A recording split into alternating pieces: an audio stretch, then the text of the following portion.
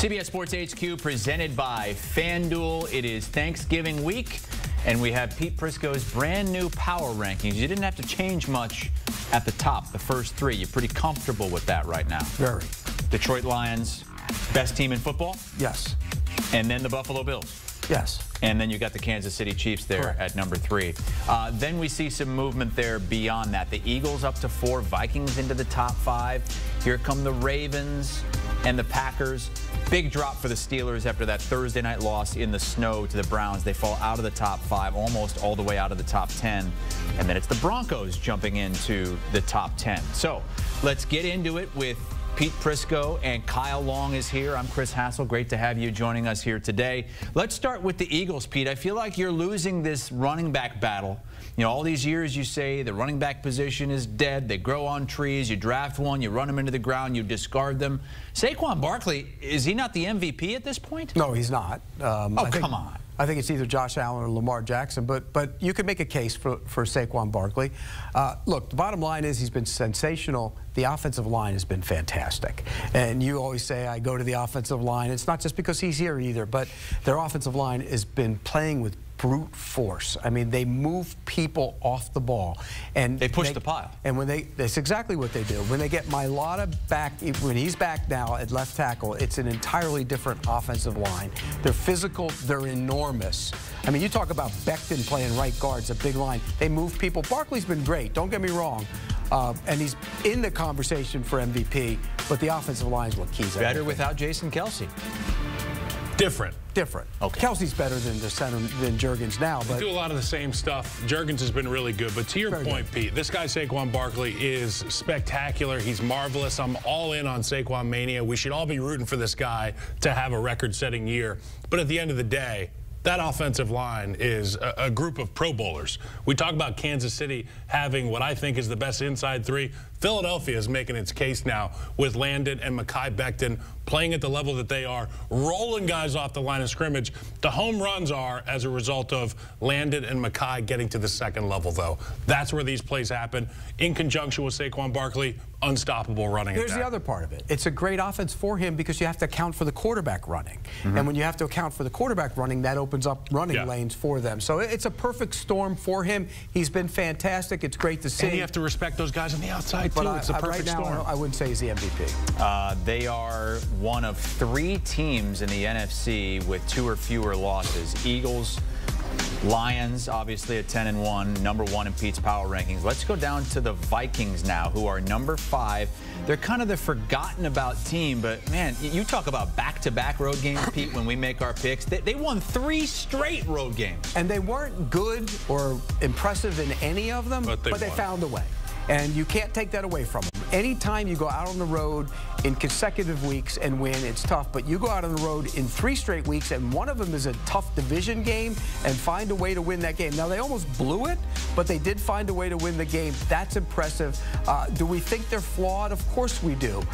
Do we believe in Sam Darnold all the way? Probably not. But the bottom line is you are what your record says you are, and they have earned the right to be in that consideration for the top 5 and be in the top 5. One thing that stood out to me about this group, Hass, was the fact that Jordan Addison went out there and played such a spectacular game with obviously all the schematics that teams try to do for Justin Jefferson. You limit his opportunities. You say, we're not going to let him kill us, but it was Jordan Addison. So they're getting that kind of production out of other guys other than their top superstars.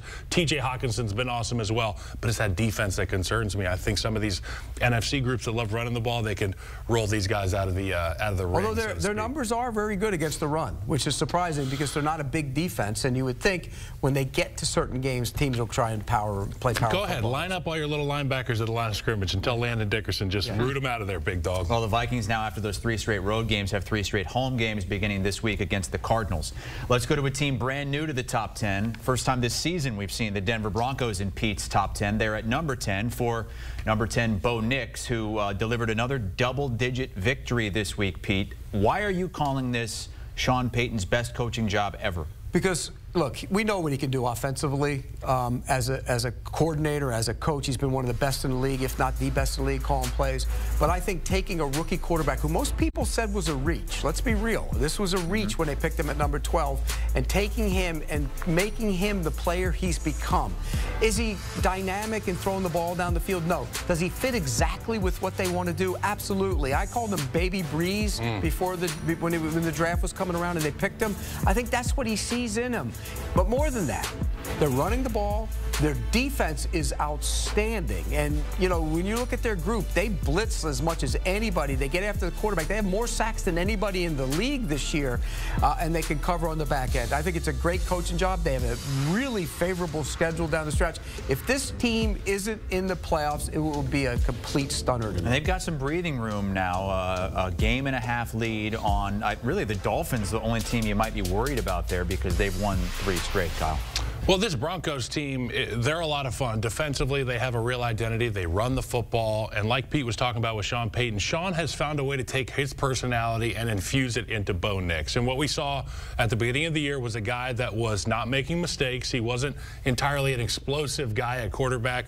But now we've seen him do everything. He can run the football. He can throw the football down the field. Cortland Sutton has emerged as a stalwart for this offense. I really like this group. It feels like a team of destiny, and there's always a handful of those teams throughout the course of a season. This is one of them this year. I love this group. I love that they're number 10. Now, there are reasons to put up some red flags. They only have a victory over one team with a winning record, and that's the Falcons, who came there after playing a road game, and they ambushed them. And you know, Nix hasn't played great in some of those games against the better teams. So there are red flags, but he's gaining 4 touchdowns against Atlanta. Yeah. Like and I said, the Chiefs. But he didn't, and he didn't. He lost the game. Right, thanks to the field goal kicking unit. Correct, but again, there are reasons, a little bit of caution, but what they've done is amazing. Okay, speaking of caution, you got a couple of teams here falling into the teens. One has lost 3 straight, the other has lost 3 of 4. I'm talking about the Commanders and the Texans, respectively. Which team is in bigger trouble right now?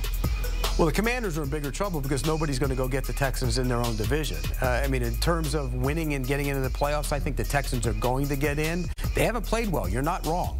And C.J. Stroud hasn't played very well. I think he's sped up. I think the offensive line issues have caused him to speed up his time clock, and he's not playing the same kind of football. He has to get back to that. But the Commanders, they have problems because if they don't, you know, if they lose some games here and there, they might not make the playoffs. Yeah, they're the last team in right now. Yeah, so that's the biggest problem there. Have they figured out Cliff Kingsbury? That's the question.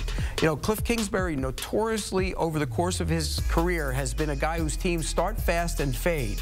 Is this that, or is this more Jaden Daniels not being Jaden Daniels because of the injured ribs and how he's had to deal with that? So I do think there's a couple things at play, but the Commanders are the one I'd worry more about. Yeah, the Commanders, so much of their offense revolves around that running game. And a guy like Brian Robinson has been a big part of it. Obviously, he went down, I believe it was an ankle in this last game. So that's going to be a huge indicator for their success moving forward. Are they going to be able to run the football? And with some of the stuff you're talking about as it pertains to Cliff Kingsbury and that offense, maybe defenses have some of these answers.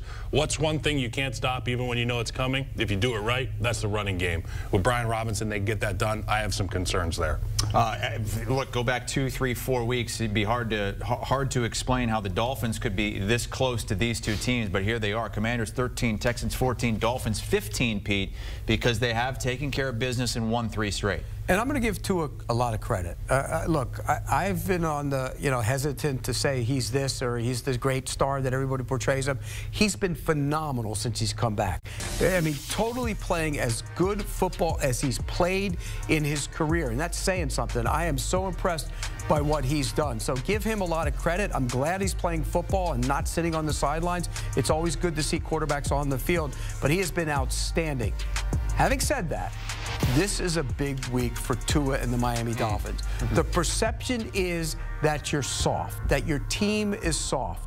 You go outside at night to Lambeau to play a good team. They haven't had success against good teams with Mike McDaniel and Tua. They haven't had success in the cold with Mike McDaniel and Tua. Big proving game for them on Thursday. So much fun to watch this group operate. Obviously, they've got a really bright offensive head coach in Mike McDaniel, and they put them in great positions, particularly in the red area. Their screen game is awesome. The offensive line seems to be paired up with what they're trying to get done scheme-wise. And one thing that goes unappreciated, appreciated the ball handling from Tua Tagovailoa back there with all the action, the counter orbit. You know, you see all these new ways to run the football, and the guy with the football that has to make it look razzly and dazzly, that's Tua Tagovailoa. Great job there. And like you said, this is going to be the put your feet to the fire week. Thursday Night Football, Green Bay Packers, Miami Dolphins. It'll answer a lot of questions. By the way, the defense is improving in large part because Chop Robinson is becoming a real factor as a pass rusher. I mean, you know, early on he was kind of feeling his way, the rookie from Penn State. Yep. He's starting to look dynamic as an edge rusher. And temperature should be in the 20s for that game. So below freezing for Tua and all those weapons. We saw what happened when they went to Kansas City in the cold in the postseason last year. Hey, I heard pushing the pile was pretty good this morning with Pete Prisco joining the show, basically eliminating the kicking game. Yeah, we changed the name. It's no longer football. We're just calling it ball. We're taking feet out of it. No feet. Pete's eliminated the kickers and the punters and the goalposts. And feet.